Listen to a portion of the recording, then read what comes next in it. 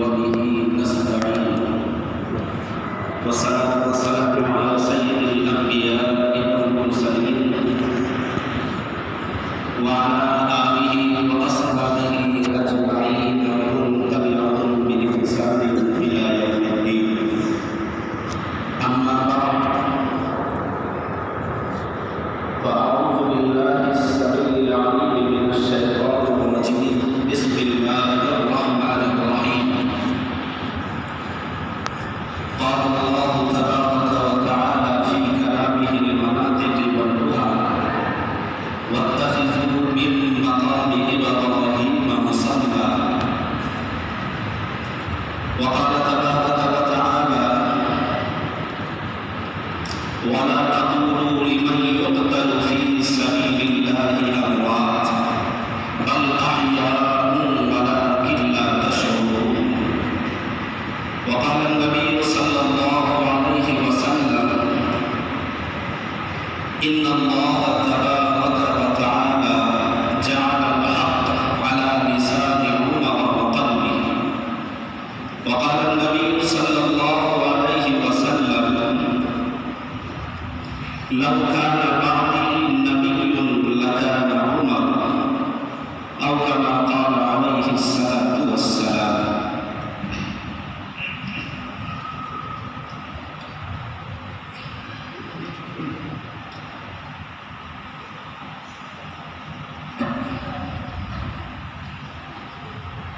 مرشد عمر، مولا عمر، رہبر عمر، آقا عمر.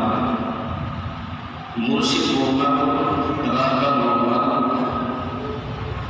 آقا عمر، برتر عمر، بالا عمر، اعلیٰ عمر، اعلیٰ عمر. ذات نبی پاک پر سب جان سے شیدا عمر.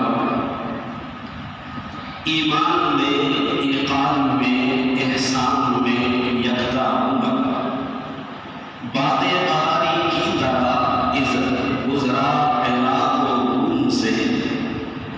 بات بہاری کی طرح گزرا عراق و روم سے. ابر کرم بن کر اٹھا ایران پر برسا عمر. مابعد ختم المرسلین کوئی نبی اٹھتا نہیں. مابعد ختم المرسلین کوئی نبی اٹھتا نہیں. یہ سلسلہ چلتا اگر تو ایک نبی ہوتا عمر. زینت کے طلب کو الماس کہتے ہیں. لگے طلب پانی کی اسے پیاس کہتے ہیں. اور یوں تو سب کی پیاس بجھاتا ہے دریا. یوں تو سب کی پیاس بجھاتا ہے دریا. اور جو دریا کی پیاس بجھائے اسے عمر بن خطاب کہتے ہیں. آپ سب بڑی عقیدت اور محبت کے ساتھ درود شریف کا نذرانہ عقیدت ثواب کی نیت سے جناب محمد رسول اللہ صلی اللہ علیہ وسلم پر ایک مرتبہ پڑھ لیں. اللہم صلی اللہ علیہ وسلم.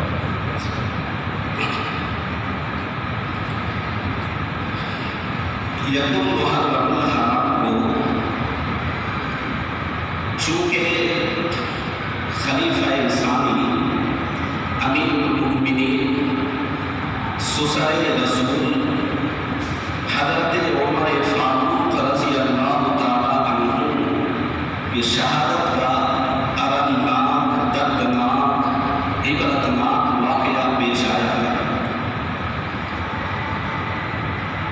اسی مناسبت سے گزار باتیں انشاءاللہ حضرت عمر بن خطاب رضی اللہ تعالیٰ عنہ کے فضائل کو ان کے مناطق پر گوش و گزار کرنے کا ارادہ رکھا. آپ بہت اچھی طریقے سے ذہن کے حاضر کے ساتھ حضور جیسا کہ ہر جمعہ میں کہا کرتا ہوں، آپ حاضر رہیں، ذہن بھی آپ کا حضور رہے تو انشاءاللہ سننے کا فائدہ ضرور ہوگا.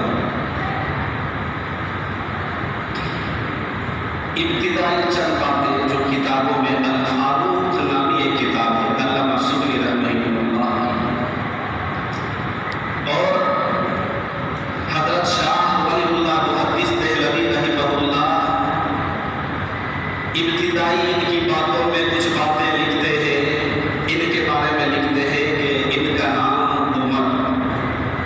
دھیان سے سنیے گا، نام عمر اور لقب فاروق۔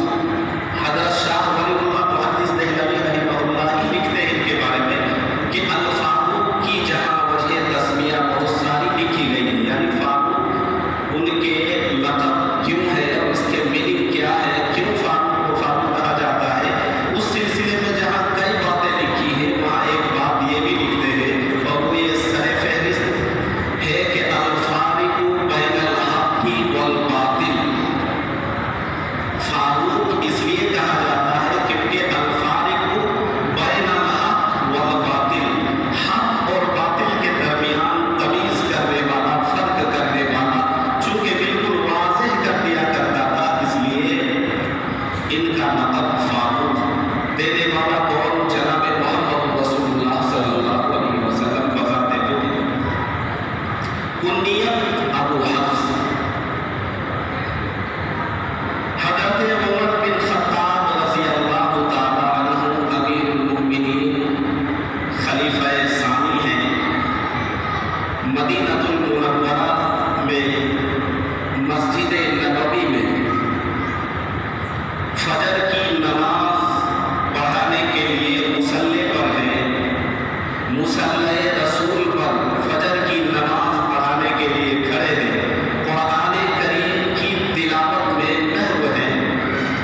روایت میں آتا ہے کہ حضرت عمر بن خطاب رضی اللہ تعالی عنہ فجر کی نماز کی پہلی رکعت زیادہ طویل ان کی ہوتی تھی، اور آپ اگر حضرت امام اعظم ابو حنیفہ رحمہ اللہ کے مستدلات پڑھیں گے تو لکھتے ہیں کہ ان کے یہاں فجر کی نماز شروع ہوتی ہے غلس میں اور اسفار میں ختم۔ بولے تو نماز شروع جب ہوتی ہے تو اندھیرا بند اور نماز ختم ہوتی ہے تو روشنی پوری واضح ہو جاتی ہے، تو نماز تھوڑی لمبی ہوتی تھی۔ مسجد نبوی میں منبر رسول میں آپ نماز کے لیے کھڑے ہیں، محراب میں آپ نماز پڑھانے کے لیے قیام کر رہے ہیں۔ ابو لؤلؤ فیروز نامی مجوسی ایرانی ایک بندہ تھا، یہ غلام تھا حضرت مغیرہ بن شعبہ رضی اللہ تعالیٰ عنہ۔ کن کا تھا؟ حضرت مغیرہ بن شعبہ کا یہ غلام تھا۔ ایران سے جب قیدی ہو کر آئے تو یہ حضرت مغیرہ بن شعبہ رضی اللہ تعالیٰ عنہ کے پاس گئے، جزیہ اور ٹیکس کے طور پر انہیں کچھ رقم جو ہے نا ان کو متعین کر دی گئی۔ روایت میں موجود ہے کہ حضرت اور تاریخی بات لکھنے والوں نے تو بہت ساری باتیں لکھی ہیں، ان تمام باتوں پہ قطع نظر کرتے ہوئے خاص اور پوائنٹ کی جو بات ہے وہ یہ ہے کہ حضرت عمر بن خطاب رضی اللہ تعالیٰ عنہ کے پاس وہ بندہ، وہ مجوسی، وہ ایرانی، یاد رہے یہ بات تاریخی کتاب میں، تاریخی باتوں میں لکھا ہوا ہے کہ ایران ہمیشہ دین اسلام کا، قرآن کا، قرآن کے ماننے والوں کا، اہل ایمان کا، صحابہ کا، اللہ کا، فرشتوں کا، نبی کا، سب کا دشمن۔ اور یہ جو دشمنی کا سلسلہ ٹوٹا ہے، آپ دیکھیں حضرت عمر بن خطاب رضی اللہ تعالیٰ عنہ کی قتل کے بعد سے، اس کے بعد حضرت عثمان بن غنی رضی اللہ تعالیٰ عنہ کے سلسلے میں آپ تاریخ کی کتابیں پڑھیں گے تو آپ کو ساری باتیں کھلتی چلی جائیں گی، ساری باتیں آپ جان لیں گے۔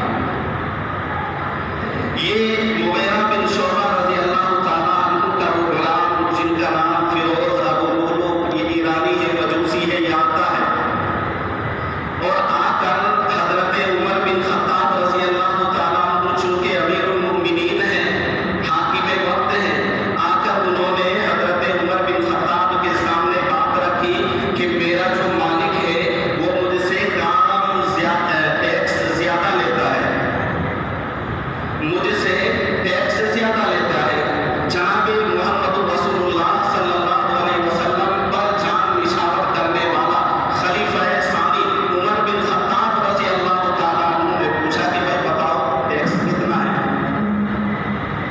تو اس زمانے کے حساب سے انہوں نے بتایا ہوگا کہ جی فلاں ہے، اتنا ہے۔ حضرت عمر بن خطاب رضی اللہ تعالیٰ، یہ تاریخی بات میں بتا رہا ہوں، امام جلال الدین سیوطی رحمۃ اللہ علیہ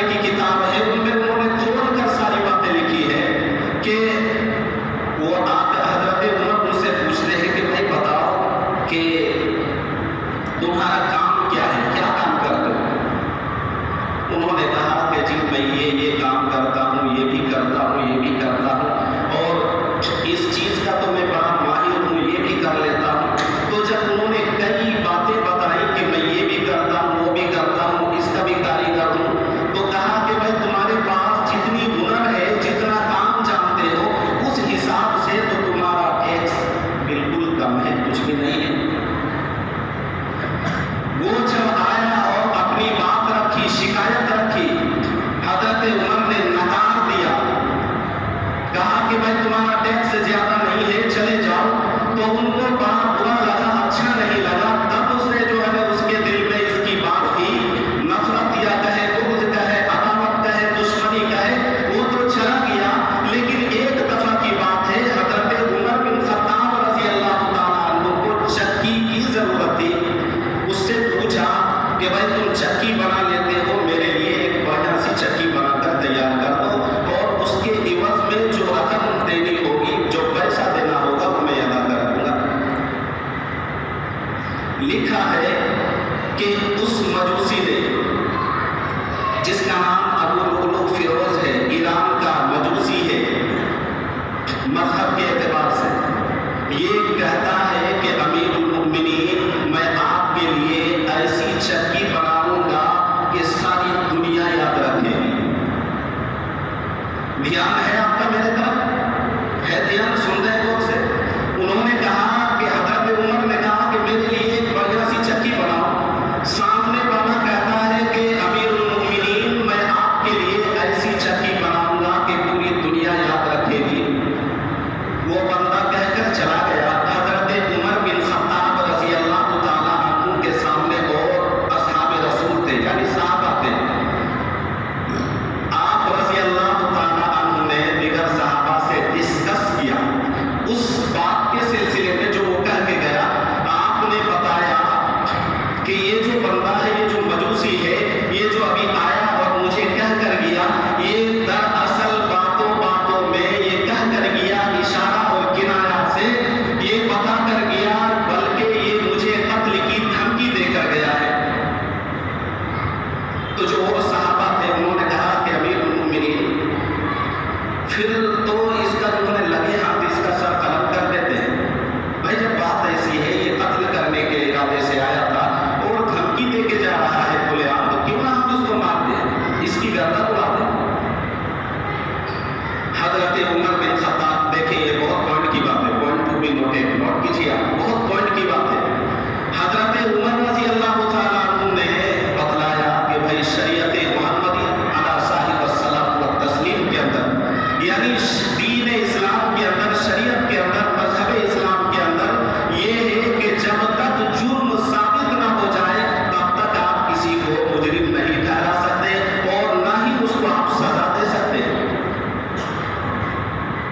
حضرت عمر رضی اللہ تعالیٰ عنہ نے کہا کہ جب یہ قتل کی دھمکی دے گیا ہے، مجھے یقین ہو گیا ہے اللہ کی ذات سے کہ یہ بندہ مجھے ضرور قتل کرے گا۔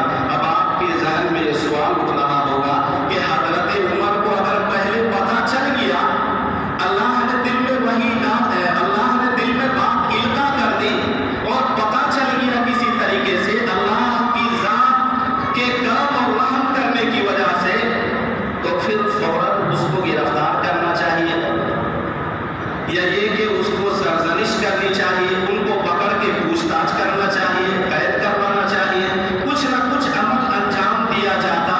لیکن حضرت عمر نے محض یہ کہہ کر بات کو ٹال دیا کہ چونکہ ان کا جرم ثابت نہیں ہوا ہے، انہوں نے کیا نہیں ہے، اس لیے کرنے سے پہلے اس کی پکڑ درست نہیں ہے۔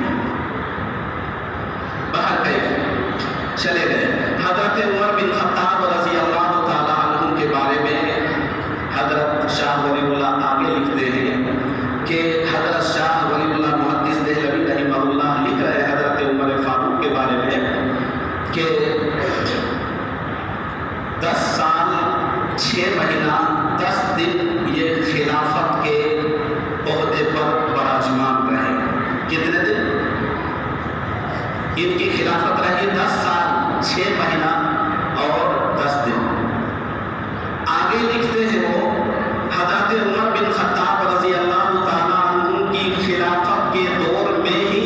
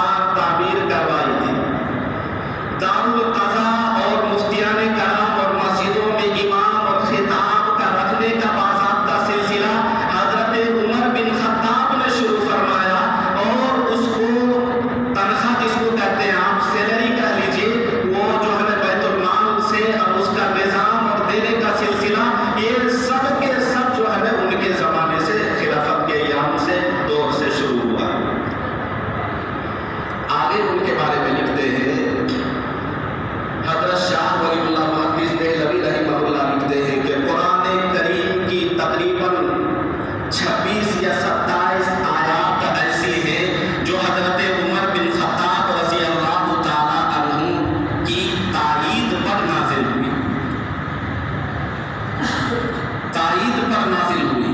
حضرت شاہ ولی اللہ محدث دہلوی رحمہ اللہ حدیث کا سلسلہ اگر یہاں انڈیا کے اندر ہم کہیں گے کہ اگر ہر جگہ اگر چل رہی ہے خصوصاً انڈیا کے اندر، تو حضرت شاہ ولی اللہ محدث دہلوی رحمۃ اللہ علیہ کی طرف جب تک حدیث کا پڑھانے والا پڑھنے والا نسبت نہیں کرے گا تب تک نسبت آگے نہیں پہنچ سکتی ہے۔